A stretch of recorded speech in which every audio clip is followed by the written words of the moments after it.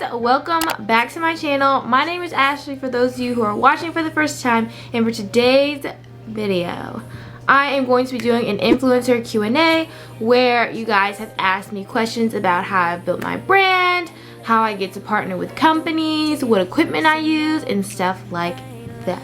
So before we get into the video, definitely make sure to check out my previous video about how I work with brands as a small influencer. I filmed that a while ago. It'll be down in the description box, so if I do not answer your question in this video, that probably means that I answered it in the last. And without further ado, let's get right into it. Just to give you guys a little bit of a background, I've been an influencer for about 3 years now. I started off with 2,000 followers on Instagram. That's when me and my boyfriend decided to post pictures and stuff like that, and we were getting a lot of heat, a lot of positive reactions from that. So from posting pictures, we decided to make a YouTube channel, and our channel grew very full, very fast. And then once we hit about, I think it was like 15K or something like that, I decided to make my own YouTube channel, and then that's when I really started to get into the hair, the fashion, the lifestyle, stuff like that. That just goes to show that you can literally start from nothing and build something. This influencer journey has been very tough, a lot of ups and downs, and I'm definitely gonna get more into that in this video. Alright, so let's go to the questions. The first question is, what made you decide to become an influencer, and how did you start? What would you recommend to other people who are also trying to become influencers? I decided to become an influencer because I felt like I had something to offer, something to share with other people. I grew up watching YouTubers. I have my favorite YouTubers that I look up to. I really tried to go off inspo from what I aspire to be, and I tried to model my content off of that while also inserting originality and my own spin to things. A lot of people were asking me how I did my hair, what stuff I used in my hair, so that was really my first couple videos. I really focused on my hair because that's what people were most interested into. And then as my channel began to grow and people were giving me more suggestions and I was getting more ideas, I started to expand. But my advice for anyone who is just starting out, definitely don't second guess yourself, because if I would have second guessed myself, I probably would never have started. Everyone starts somewhere, even though your content isn't perfect. Don't be discouraged to start, because everyone has to start somewhere. Imperfection is kind of what makes you interesting. I used to be super obsessed with making sure all my pictures were perfect, and if it was ugly or if I didn't like something about it, I wouldn't post it. But that's something that you really have to get over, because to gain the followers, that's another question, how did I gain followers? To gain the following, you have to be consistently posting every day. So by doing that, you have to kind of allow people to see your flaws, because you're not going to look perfect every single day. Next question, how do you get noticed in the media so that you can promote certain brands? One of the things that I like to do, if you guys follow me on Instagram, is that you will see that whenever I try new products or I've used a product for a long time and I really love it, I love to tag the brand. Usually I'll do it in my stories. You can easily get a repost if you do it in your stories, or I will tag them on my Instagram post and use the hashtag. So when you are trying to get reposted, it's very important to try to get the brand to notice you. So take good quality Insta stories, good quality pictures, use the hashtags. Most brands in their bio, they'll have a hashtag that you can use. That's where they go to see people that they want to repost. So for example, garage, I think the hashtag is I wear garage or something like that, and I was able to get reposted. Also, I will post a picture and I'll tag a brand, and if they don't see it, I will DM them the picture so that they do see it, and when they do see it, they either repost it or they like it. Just don't be afraid to put yourself out there, because that's what gets you noticed. Next question, I love to hear about what you say when you email brands. Okay, I'm gonna put an example of how I email brands on the screen.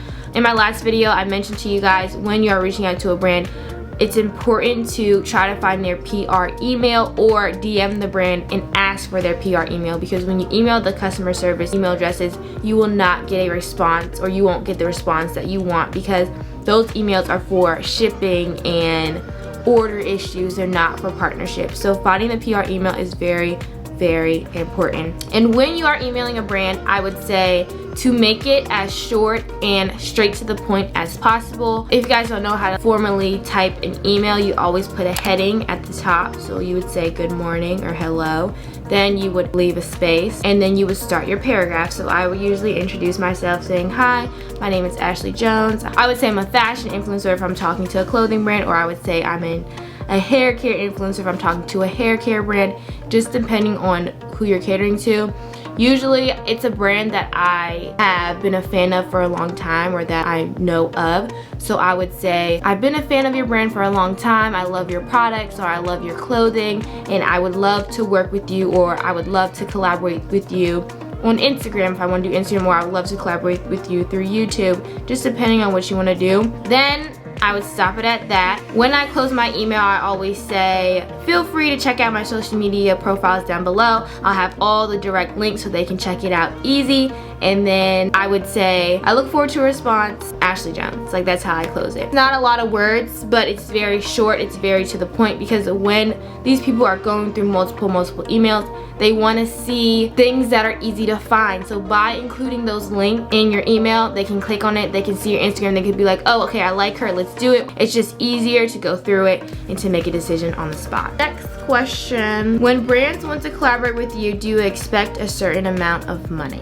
When I was first starting out, I was making $0. I was doing everything for free, which is normal, because when you do start out, you should not expect money immediately.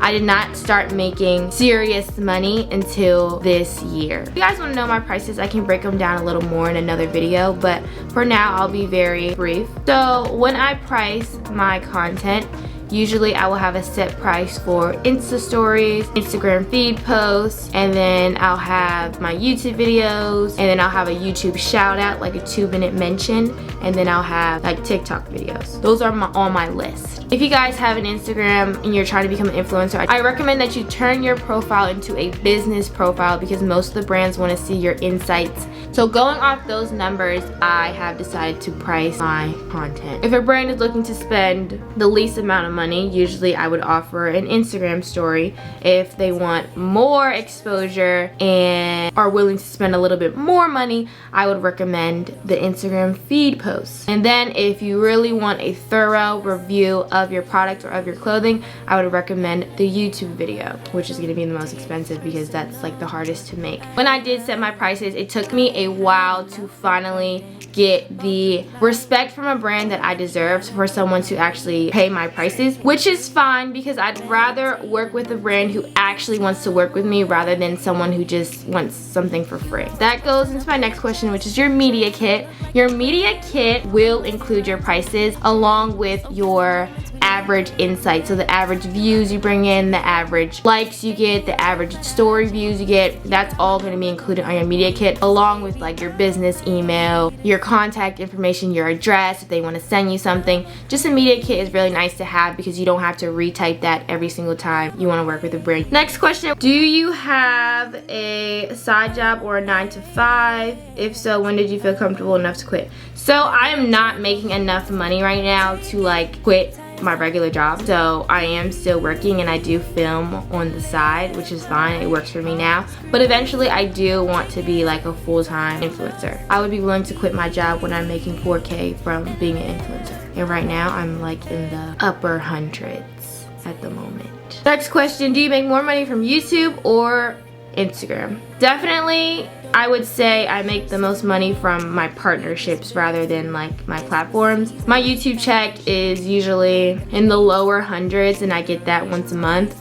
But my partnerships, that's where I make the most money because I can work with multiple brands at the same time, as long as my content is scheduled on different days. So there's no limit to how much I can make from partnerships. Next question, how do you plan out each video? Do you use a script or a template? So I do have a list on my notes of like all my video ideas, and I have an idea in my head of what I'm gonna say, what I'm gonna do. You definitely have to put a little bit of thought into it before you just sit in front of the camera. Next question is how to make your page look trendy and professional. So a lot of people do follow like an aesthetic on their page, I try not to do that because, I mean, I can't really fit an aesthetic. I just wear so many colors. I take pictures in so many different places, so that doesn't really bother me. But when I am taking my pictures, I like to frame them in a certain way so that when you are looking from my profile, they look modeled and neat. So like my head won't be cut off. I'll put a picture of my feed right here. You guys can see that in most of my pictures, there's room above my head, or I'm in the center of the frame, or I'm in the side of the frame, and that kind of like helps your page look more uniform by framing your pictures the same way every time. I do always edit my photos. I will never post like a raw image just because like the lighting and shadows and vibrance and stuff is never perfect, so I would recommend starting to edit your photos just to give it a more polished look. When I edit my pictures, I use Facetune or Preview. Those are good apps. You do have to pay for the upgrade version, which I did pay for the upgrade because I think it's definitely worth it. But they do have free versions of those apps as well. When did you get your first brand deal? Well, my first like major brand deal was definitely, I would say, was Pink, when I was a Pink ambassador, because that was like something that was official and I had to sign a contract and stuff like that. After Pink, it kind of just like started multiplying. Like I got more and more and more. Okay, next question. How do you balance YouTube and your personal life? So right now I'm not in school, so I can post and take pictures a lot more than I usually do. But growing your following and posting consistently is definitely a lot of work. I have to make time in my days to go out and plan out outfits and take pictures and stuff like that. But to me, that's something that I do enjoy, and that's something that I want to do like every day. So it doesn't really seem like a burden to me.